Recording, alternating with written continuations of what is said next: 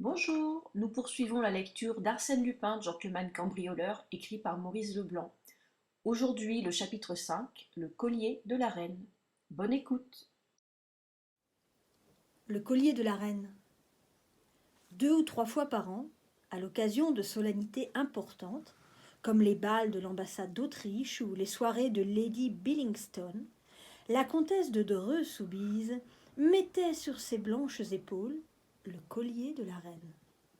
C'était bien le fameux collier, le collier légendaire que Beaumaire et Bassenge, joailliers de la couronne, destinaient à la Dubarry, que le cardinal de Rohan-Soubise crut offrir à Marie-Antoinette, reine de France, et que l'aventurière Jeanne de Valois, comtesse de la Motte, dépeça un soir de février 1785, avec l'aide de son mari et de leur complice Rétaux de la Villette. Pour dire vrai, la monture seule était authentique. Rétaux de Villette l'avait conservée, tandis que le sieur de la Motte et sa femme dispersaient aux 4 vents les pierres brutalement desserties, les admirables pierres si soigneusement choisies par Beaumaire. Plus tard, en Italie, il la vendit à Gaston de Dreux-Soubise, neveu et héritier du cardinal, sauvé par lui de la ruine lors de la retentissante banqueroute de Rohan-Guéméné, et qui, en souvenir de son oncle, racheta les quelques diamants qui restaient en la possession du bijoutier anglais Jefferies, les compléta avec d'autres de valeur beaucoup moindre, mais de même dimension, et parvint à reconstituer le merveilleux collier en esclavage, tel qu'il était sorti des mains de Beaumaire et Bassenge.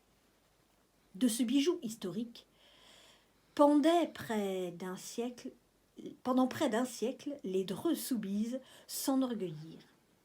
Bien que diverses circonstances eussent notablement diminué leur fortune, ils aimèrent mieux réduire leur train de maison que d'aliéner la royale et précieuse relique. En particulier, le comte actuel y tenait comme on tient à la demeure de ses pères. Par prudence, il avait loué un coffre au Crédit Lyonnais pour l'y déposer. Il allait l'y chercher lui-même l'après-midi du jour où sa femme voulait s'emparer, et il y reportait lui-même le lendemain.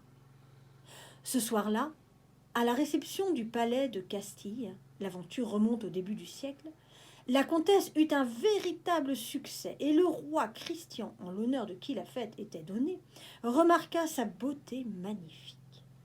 Les pierreries ruisselaient autour du cou gracieux. Les 1000 facettes des diamants brillaient et scintillaient comme des flammes à la clarté des lumières. Nul autre qu'elle, semblait-il, n'eût pu porter avec tant d'aisance et de noblesse le fardeau d'une telle parure. Ce fut un double triomphe que le comte de Dreux goûta profondément et dont il s'applaudit quand ils furent rentrés dans la chambre de leur vieil hôtel du faubourg Saint-Germain. Il était fier de sa femme et tout autant peut-être du bijou qui illustrait sa maison depuis 4 générations. Et sa femme en tirait une vanité un peu puérile, mais qui était bien la marque de son caractère altier. Non sans regret, elle détacha le collier de ses épaules et le tendit à son mari qui l'examina avec admiration, comme s'il ne le connaissait point. Puis, l'ayant remis dans son écrin de cuir rouge aux armes du cardinal, il passa dans un cabinet voisin, sorte d'alcôve plutôt, que l'on avait complètement isolé de la chambre et dont l'unique entrée se trouvait au pied de leur lit. Comme les autres fois, il le dissimula sur une planche assez élevée, parmi des cartons à chapeau et des piles de linge. Il referma la porte et se dévêtit. Au matin, il se leva vers 9 heures avec l'intention d'aller avant le déjeuner jusqu'au Crédit Lyonnais. Il s'habilla, but une tasse de café et descendit aux écuries. Là, il donna des ordres. Un des chevaux l'inquiétait. Il le fit marcher et trotter devant lui dans la cour, puis il retourna près de sa femme. Elle n'avait point quitté la chambre et se coiffait, aidée de sa bonne. Elle lui dit « Vous sortez ?»« Oui, pour cette course. »« Ah, en effet, c'est plus prudent. » Il pénétra dans le cabinet. Mais au bout de quelques secondes, il demanda, sans le moindre étonnement d'ailleurs, « Vous l'avez pris, chère amie ?» Elle répliqua, « Comment ? Mais non, je n'ai rien pris. »« Vous l'avez dérangé. Je n'ai même pas ouvert cette porte. » Il apparut décomposé et il balbutia la voix à peine intelligible. Vous n'avez pas... Ce n'est pas vous... Alors... Elle accourut, et ils cherchèrent fiévreusement, jetant les cartons à terre et démolissant les piles de linge, et le comte répétait « Inutile. Tout ce que nous faisons est inutile.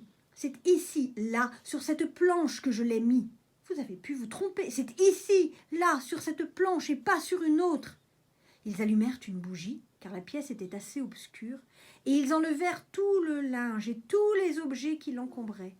Et quand il n'y eut plus rien dans le cabinet, ils durent s'avouer avec désespoir que le fameux collier, le collier en esclavage de la reine, avait disparu.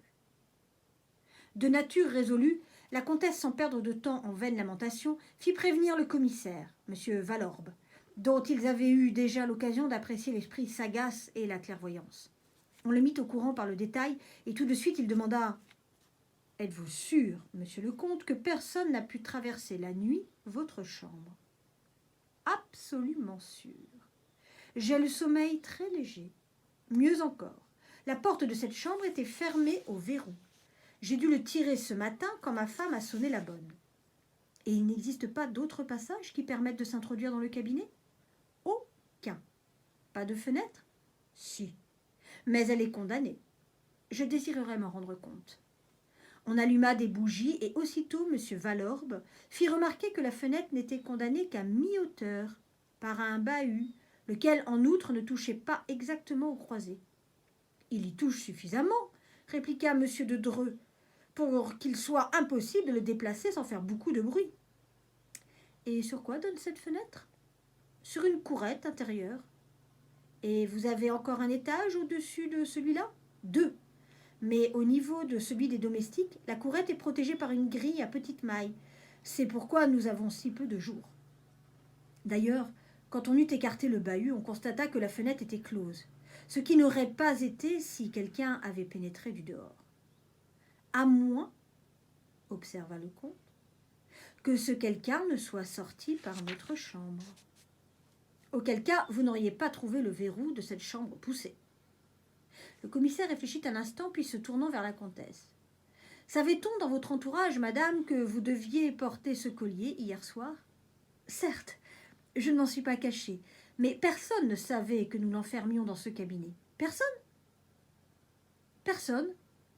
À moins que... Je vous en prie, madame, précisez. C'est là un point des plus importants. » Elle dit à son mari: « Je songeais à Henriette. »« Henriette ? Elle ignore ce détail comme les autres.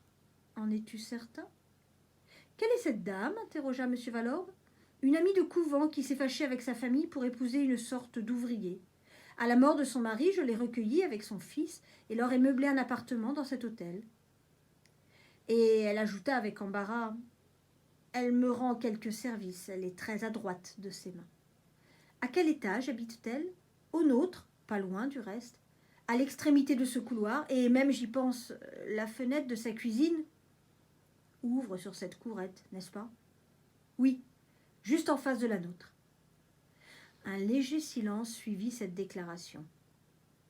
Puis M. Valorbe demanda qu'on le conduisît auprès d'Henriette.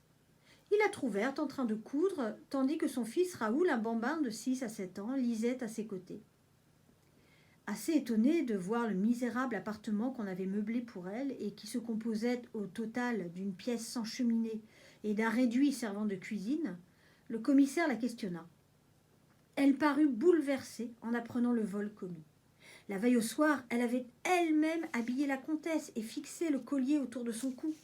« Seigneur Dieu !» s'écria-t-elle, « qui m'aurait jamais dit ?» Et vous n'avez aucune idée, pas le moindre doute. Il est possible que le coupable ait passé par votre chambre. Elle rit de bon cœur, sans même imaginer qu'on pouvait l'effleurer d'un soupçon. Mais je ne l'ai pas quittée, ma chambre, je ne sors jamais, moi. Et puis, vous n'avez donc pas vu ? Elle ouvrit la fenêtre du réduit. Tenez, il y a bien 3 mètres jusqu'au rebord opposé. Qui vous a dit que nous envisagions l'hypothèse d'un vol effectué par là ? Mais le collier n'était-il pas dans le cabinet ? Comment le savez-vous ? Dame, j'ai toujours su qu'on l'y mettait la nuit. On en a parlé devant moi. Sa figure, encore jeune, mais que les chagrins avaient flétrie, marquait une grande douceur et de la résignation. Cependant, elle eut soudain dans le silence une expression d'angoisse, comme si un danger l'eût menacée. Elle attira son fils contre elle. L'enfant lui prit la main et l'embrassa tendrement. « Je ne suppose pas, dit M. de Dreux au commissaire, quand ils furent seuls, je ne suppose pas que vous la soupçonniez. Je réponds d'elle.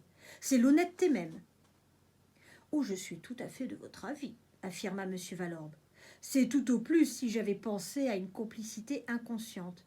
Mais je reconnais que cette explication doit être abandonnée, d'autant qu'elle ne résout nullement le problème auquel nous nous heurtons. » Le commissaire ne poussa pas plus avant cette enquête que le juge d'instruction reprit et compléta les jours suivants.